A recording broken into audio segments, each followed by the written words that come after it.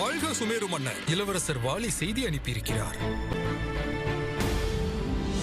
இளவரசர் வாலி புதிதாக திறக்கும் ஆயுத பயிற்சி சாலையின் திறப்பு விழாவிற்கு அழைப்பிதழை அனுப்பியிருக்கிறார். நம் மாருதியையும் அழைத்து செல்ல போகிறேன்.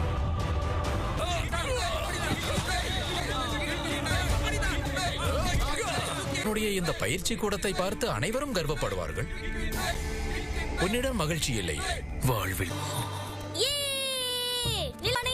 வெளியில் செல்ல போகிறேன். மட்டும் என்னால் முழுமையாக நம்ப முடியவில்லை. உனக்கு என் மீது நம்பிக்கை உள்ளதல்லவா? மாருதியை நான் பார்த்துக் கொள்கிறேன். என்ன இது? எம்பெருமானை மனதில் நினைத்து கட்டி இருக்கிறேன். என்ன நடக்கும்? இது உன் உடலில் இருக்கும் வரையில் உனக்கு எந்த ஒரு ஆபத்தும் வராது. செல்வோமா மாருதி? ஆகட்டும் தந்தையே. மாருதி, இது சந்தை. சந்தையா? போன்ற சந்தையில் தான் நம் வாழ்க்கைக்கு தேவையான அத்தியாவசிய பொருட்கள் எல்லாம் கிடைக்கும். லட்டு பலகாரம். மாருதி, வணக்கம் சுமேரு மன்னா.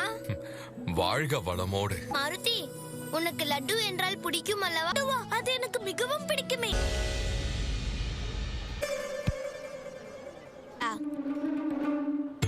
அதுவாகவே நம் கைக்கு வந்து விட்டது. வா, என்னவென்று பார்க்கலாம். வா நண்பா. மாருதி, மாருதி, நீ எனக்கு சிறிய உதவியை செய்ய வேண்டும்.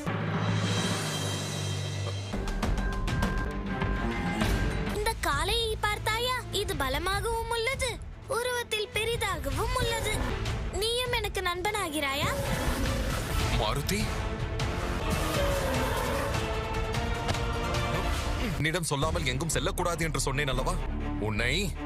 சரி நண்பா, நான் புறப்படுகிறேன். இதோ பார் மாருதி, நம்மால் எல்லா மிருகங்களுடனும் நட்பு வைத்துக் கொள்ள முடியாது. அதனோடு ஒருவராவது பேசினால் பரவாயில்லை. அவரவர் வேலையை பார்த்து சென்று விடுவதால் தான் இருந்து விட்டு போகட்டும். நாம் செல்ல வேண்டிய பயிற்சி கூடம் இங்கு அருகில் தான் உள்ளது. நீ என் அனுமதி இல்லாமல் எங்கும் செல்லக்கூடாது. வர வேண்டும் சுமேரு மன்னா. தங்களை தான் எதிர்பார்த்துக் கொண்டிருந்தேன். பிடித்திருக்கிறதா இது? என்னுடைய பயிற்சி கூடத்திற்கு உன்னை வரவேற்கிறேன் மாருதி. இந்தாருங்கள், உங்களுக்கென்று ஒரு பரிசை நானே தயார் செய்து கொண்டு வந்திருக்கிறேன். உங்களை போல இதுவும் ஒரு பலசாலிதான். இலையில் படத்தை வரைந்தது நான் தான். இந்த இலை வாடாது, அவ்வளவு காற்றடித்தாலும் பறக்காது, அவ்வளவு ஏன் நெருப்பில் கூட இது எரியாது.